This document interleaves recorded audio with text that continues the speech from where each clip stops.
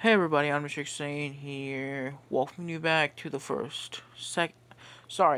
second full series on the channel. What if Vegeta was always the strongest? So I just want to take a minute to explain some things. I had writer's block for the past month, and I really hope you guys enjoyed that final part. I put a lot of work into it, and I have a few what if mini ideas going through the head. I have a what if collab idea coming to in the works. It's going to be probably running alongside this current series. Once I get enough what ifs on the channel, I plan on doing my first what if tournament of like a what if tournament, kinda, I guess. Yeah, it's like a what if tournament where all my what ifs end up fighting. There'll be separate teams. I'll go over all the teams and everything. Some of these what ifs are gonna end up getting pretty powerful.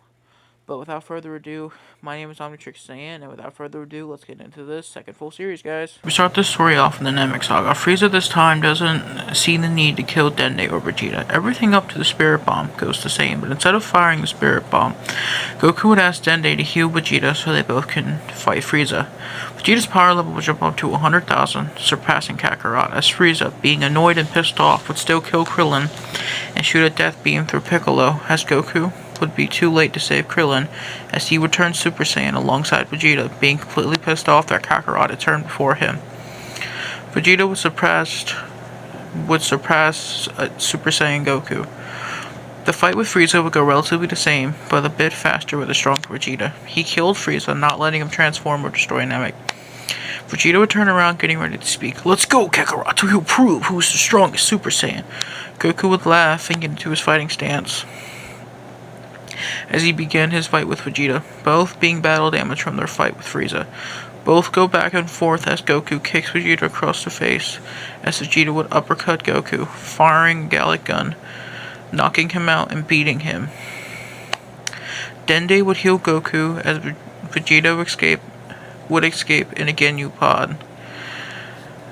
Vegeta would land on Yarjarat, learning everything that Goku does in canon. Like in the Future Trunks timeline, Goku would kill King Cold and Frieza before Future Gohan arrives, as Vegeta finally arrived right after Future Gohan due to the instant transmission. Gohan explains even with a stronger Vegeta, he wasn't enough to save the future, but Gohan and Trunks lived due to Vegeta's sacrifice. Back to the present. Vegeta, during this time, would have developed Super Saiyan by the time he gets to Earth from Yarjarat. He is a Super Saiyan Grade 2. Everything up to the time chamber goes the same, but easier with the stronger Vegeta. Goku and Gohan goes first instead of Vegeta and Trunks, as the stronger Vegeta wouldn't want to wait around for Kakarot, wanted to kill Cell himself. So, Vegeta, in a fit of rage and a fit of cockiness, would go and confront Cell a lot earlier on, as Cell would become perfect a lot earlier on, as he taunted Vegeta into letting him power up so he can give him a stronger fight. As Goku and Gohan exited the time chamber, both with Super Saiyan Grade 3, getting ready to fight Cell, as Vegeta and Trunks would go back into the time chamber. Goku and Gohan's fight with Cell would go a lot easier than Vegeta and Trunks did with Cell and canon. That fight would end relatively the same, as Vegeta and Trunks exit the time chamber with Super Saiyan Grade 4. But this time, Vegeta would be the one to fight Perfect Cell instead of Goku. The fight would go well for Vegeta.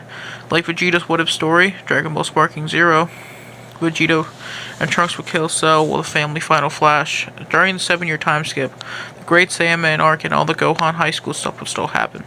Vegeta and Goku would eventually get Super Saiyan 2 during the 7 years alongside Gohan. Vegeta would be the only one to unlock a new path of power in Super Saiyan 3. So everything up to the Kid Buu fight would go relatively the same in canon, even with a stronger Vegeta. So in this timeline, Goku would hold off Majin Buu, so Vegeta could power up into Super Saiyan 3. Goku and Buu's fight goes like Vegeta and Buu's does in canon. Vegeta would finally transform into a Super Saiyan 3 as he took over to fight with Kid Buu. Super Saiyan 3 Vegeta would absolutely dog walk Kid Buu, not wasting any time and killing Kid Buu with the final flash. So, the time skip up to Battle of Gods would stay relatively the same, but there is one change. Vegeta would have mastery of Super Saiyan 3 by the time of Beerus waking up, and Goku finally unlocking it for himself. Goku still asks Shenron about the Super Saiyan God, and Vegeta be offered the Super Saiyan God this time around, as Goku denying it, not wanting power handed to him. So Vegeta and Beerus would end up still fighting like Goku and Beerus does in canon. That fight would go relatively the same, even with a stronger Vegeta, but Vegeta, not holding back, would give Beerus a tougher fight. As Beerus, still sparing the Earth, would only offer Vegeta to come train on his planet. Enough doesn't happen this time around because Goku would be on Earth to stop Frieza's forces from reviving him. Now we cut to Goku's training. He's trying to figure out a way to evolve Super Saiyan past Super Saiyan 3. Then he gets the idea to ask Shenron, so Shenron tells him about the process to get his tail back. Goku gets the idea thanks to Shenron to ask Shin about regrowing his tail, and Shin still pulls out his tail. Next, Goku would ask Bulma to build a machine that can act like Vegeta's artificial moon. So Bulma builds the Blood Wave machine for Goku. Like Vegeta does in Dragon Ball GT, Bulma uses a Blood Wave machine on Goku. I think Gohan and Bulma would be there to calm Goku down so Goku doesn't go berserk. So Goku ends up getting Super Saiyan 4 before the Universe 6 tournament, alongside Vegeta getting Super Saiyan Blue before the Universe 6 tournament. So the Universe 6 tournament will go relatively the same, up to Vegeta's first fight with Hit. Goku would ask Vegeta to step in so he can show off the fruits of his training. As Goku and Hit's fight would go like Vegeta and Hit's does in canon, Goku would figure out Hit's time skip, but without the use of the Super Saiyan Blue Kaioken, Goku would be no match for Hit, getting eliminated. So Vegeta would step in the ring. Him and Hit's fight would go a lot easier than it does for Goku in canon, because Hit's still being battle damaged from Super Saiyan 4 Goku. So, like canon, Vegeta would beat Goku with a final flash, winning the Universe 6 tournament. Zamasu, still watching the Universe 6 tournament on GodTube, decides to take Vegeta's body, as he's desecrating by using the power of the gods. So Vegeta Black and Vegeta's first encounter would go like Goku's Black did in canon. So everything up to Trunks talking with Gohan goes relatively the same, but this timeline, Gohan decides to come with Trunks, since he feels bad for everything that's going on and feels like he's strong enough to be able to help. So even with Gohan there, everything up to Zamasu fusing with Vegeta Black goes relatively the same. But in this timeline, with Gosu tries to hand him the Vatar earrings, Zamasu destroys them, not wanting mortals to use the power of the gods. So Goku gets the idea to use the fusion dance, seeing as it as their only option to beat Zamasu. So Gohan and Trunks holds off Fuse Zamasu while Goku and Vegeta do the fusion dance. At first they fail. We get Skinny Beku and Fat Beku. Finally, Goku and Vegeta disappear as a new warrior appears, Gogeta. This would be Gogeta's first appearance. Gogeta and Zamasu's fight would go. It's the same as Gogeta and Broly's did in the Dragon Ball Super Broly movie. Instead of this time powering him just with Super Saiyan Blue, he gets the idea to combine Super Saiyan 4 and combine it with Super Saiyan Blue. He calls it Super Saiyan 4 God. Gogeta, not wasting any time, would use all of his power in one final time 100 Big Bang attack, defusing right afterwards due to the running up of the time limit. So this arc ends the same way in canon. Zamasu would still become Infinite Zamasu, and Zeno would still destroy the future Trunks' timeline. So now we cut to some time before the Tournament of Power. Goku's trying to figure out how to evolve Super Saiyan 4. He finally gets the idea and gets a Super Saiyan God ritual done on him. So before the Tournament of Power, Goku decides to combine Super Saiyan 4 with Super Saiyan God, getting Super Saiyan 4 Limit Breaker. Now we cut to Vegeta on Beerus' planet. In this timeline, he decided to train with Beerus so he can evolve his power. And before the Tournament of Power, Vegeta gets a taste of the Destroyer power. He doesn't fully master it, but he does get a sign form, I guess we call it, a precursor to the mastery of God of Destruction power. We'll call it Ultra Ego Sign. Now we cut to the Tournament of Power. It so happens in this timeline, due to Zenos wanting a good fight from watching the Universe 6 tournament. So Vegeta is in charge of the recruiting, thanks to Beerus. The team is the same, but this time with Vegeta recruiting Trunks and Goten instead of Roshi and Tien. Before Vegeta leaves, Bulma gives him a new armor to wear specifically for the tournament. Vegeta recruits the last member in future Trunks with permission from Beerus. Tournament of Power begins. Honestly, Vegeta would easily walk through the Tournament of Power. with his access to Ultra Ego Sign. Only real challenge would be Jiren, but Goku in this timeline still got access to Ultra Instinct Sign. So him and Vegeta would jump winning the Tournament of Power. It would go the same way as in canon, with Vegeta being the MVP, making the wish to revive all 12 universes. So now we cut to after the Tournament of Power. There is no Broly movie and no superhero movie. And there's no Broly movie, and the superhero movie goes the same. More arc would be ended a lot quicker, with Vegeta unlocking Mastered Ultra Ego and Goku unlocking Master Ultra Instinct. No Black Frieza arc because Frieza's dead, obviously. Now we cut to Beerus' planet when Goku and Vegeta are in the middle of a sparring match. Beerus chimes in and stops them and says, "I want a good fight from the both of you to see where you are in terms of power. I want to make Vegeta the next candidate for God of Destruction." Beerus will request Whis to heal Goku and Vegeta, both hitting Zenkais from the healing. Goku and Vegeta will get into the fighting stances as they charge at Beerus, powering up into his version of Ultra Instinct. Both of them would fight, Vegeta landing a kick on Beerus' face, as Goku landed a punch on Beerus' chest, as Beerus grabs Vegeta's neck with his tail and kicks Goku in the stomach, throwing him into the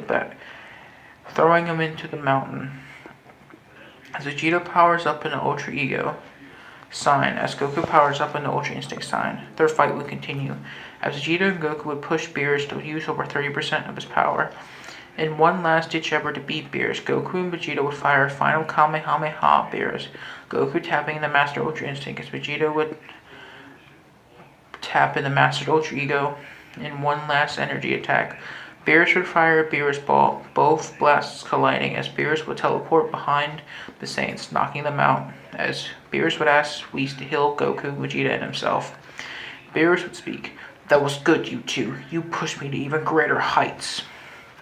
Saiyans, I will give you 6 days to prepare for your final fight with me. Vegeta, you are allowed to train however you please and work with whoever you please." Vegeta would chime in, "Get ready for a fight, Beerus. It's going to make your life and your last fight a living hell." Goku would speak up, "Alright, Vegeta, for the next 6 days, we will train you and beat Beerus. I don't need your help, Kakarot," Vegeta would say in a stern tone, getting ready to fight Goku once again, as Goku would do the same. Beerus, getting ready to nap for these next 6 days, would lay down as Whis chuckles. 6-day training arc. Vegeta will spend the next 6 days training harder than he ever has before. He learned all new techniques with permission from Dende and King Yama. He ran Snake's way and trained at King Kai's planet, learning the Kaioken and the Spirit Bomb. Vegeta would train on King Kai's planet with Goku during the next 6 days. That fateful day came. Vegeta will be waiting on Whis while sparring with Trunks. Whis would arrive, getting ready to pick up Vegeta. Vegeta would be meditating on the way to Beerus' planet, doing some image training. Vegeta would finally arrive. Whis would give him a new armor with a God of Destruction uniform over the top of it. Vegeta would stand, looking at the sleeping Beerus, while the cat would awaken laughing and smirking at Vegeta. Both would get into fighting stances as they clashed. Beerus would begin to kick Vegeta across the planet as Vegeta cycled through his transformations. Both gods would clash. Beerus would punch Vegeta into multiple different mountains as Vegeta would fly back, trying to defend himself as he powered in the Super Saiyan God to take a blow of the attack. Vegeta would land a kick on Beerus' face, making a small cut on Beerus' cheek as Beerus would wipe it. "You're doing good, Saiyan, but not good enough." As Beerus and Vegeta would continue to clash, as Beerus would raise his power up to 70%. That pushes Vegeta to use Ultra Ego Sign. Vegeta would begin to kick Beerus into a mountain as he started to do a combination attack on Beerus, putting him on the back foot. As Beerus would access his own version of Ultra Instinct, as both would clash, Beerus would start to best Vegeta as he adapted, getting stronger due to the Ultra Ego, until Vegeta was forced to go into Mastered Ultra Ego. Vegeta would charge a final flash filled with destruction energy, as Beerus would fire a Beerus Ball. Both attacks would clash as Whis steps in to make sure it doesn't destroy the planet. And so, Beerus is impressed with Vegeta's skills, and he is finally ready to become God of Destruction. Whis would go to Shin so he can transfer the powers and link their life forces together. Whis would do that as Beerus would become human, as Whis changed his clothes to a purple color. Goku would sense a spike in Vegeta's power and a decline in Beerus' power. Goku would get into a stance, so would Vegeta, They both would clash, being rivals and constantly going stronger together. Hey guys.